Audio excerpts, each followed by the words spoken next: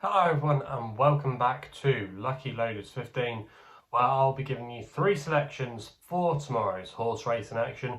Before we get into that, just want to reflect on my latest video, which was for Saturday's racing.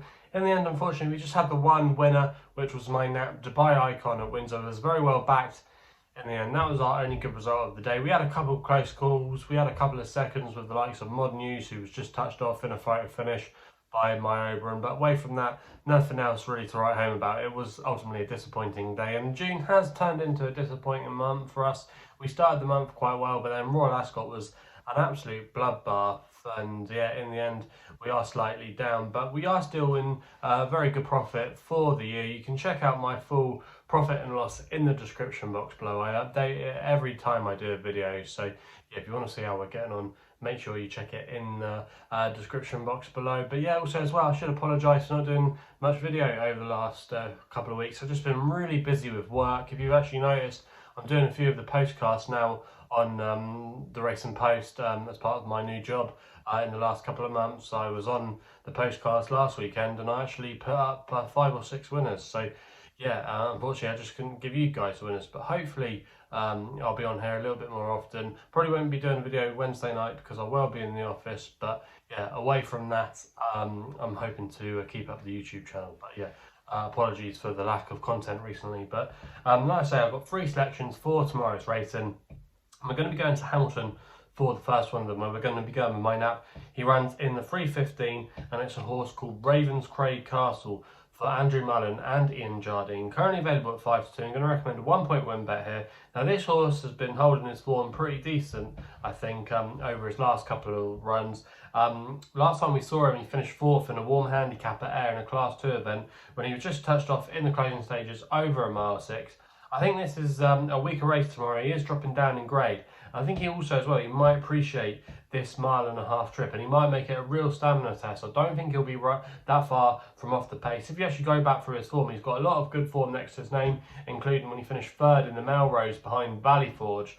And I think off a mark of 86, there are definitely races to be had with him. There could be a bit of rain around tomorrow at Hamilton, which could soften up the ground, but if it did soften it up, that wouldn't be a problem for him. He's got proven form with a bit of juice in the ground, and he's by Nathaniel as well. His progeny don't seem to mind it, so I think he's got quite a few things in his favour tomorrow. And I just think the William Buick course for George Bow is just too short in the betting, because it's those two connections in the 7 raid. I think Castle is the most likely winner, and I'd be disappointed if he couldn't go close in that race at Hamilton tomorrow. So that's why he's going to be my Nap of the day. We then go to my next best, which runs in the 4:45 at Brighton. The last race on the card there. I quite like the chance here of Spanish Main for Rose Dawes, claiming 7. She's riding for Julia Fielding here. Currently available at 3 to 1. I'm going to recommend a 1-point win bet. Now this horse, Spanish Main, was a very convincing winner when winning at this track last time out. In fact, it was actually her first attempt at the track, and she seemed to relish it.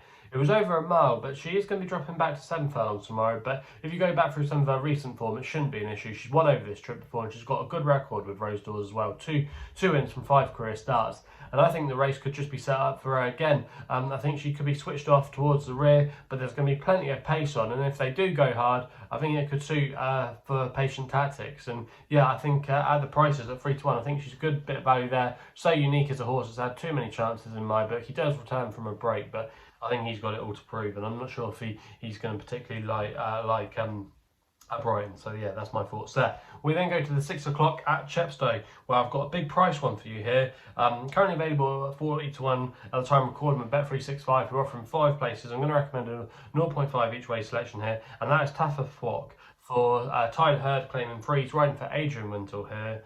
Now this horse, Tawaafoq, you do have to forgive his recent effort so far this season. He's not shown much.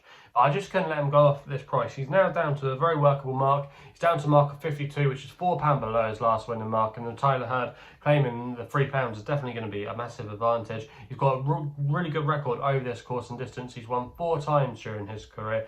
And I just think tomorrow he might go handy, and he could be quite hard to reel in. Still 9, shouldn't be a problem. He's on the right part of the track, in my opinion. You always want to be kind of middle to high, especially on the sprint track at Tawaafoq. And if there was a bit of ease in the ground, he won't mind that as well. I just think the Yard are coming into a bit of form now. Their last runner was a winner at Bath a few days ago. So I think there's a few things pointing in the direction of a big run for Tawaafoq tomorrow.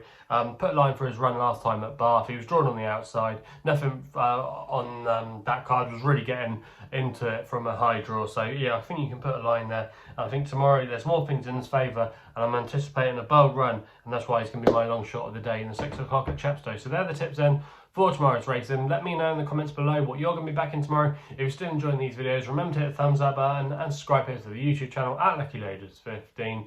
Please gamble responsibly, and we'll be seeing you again soon.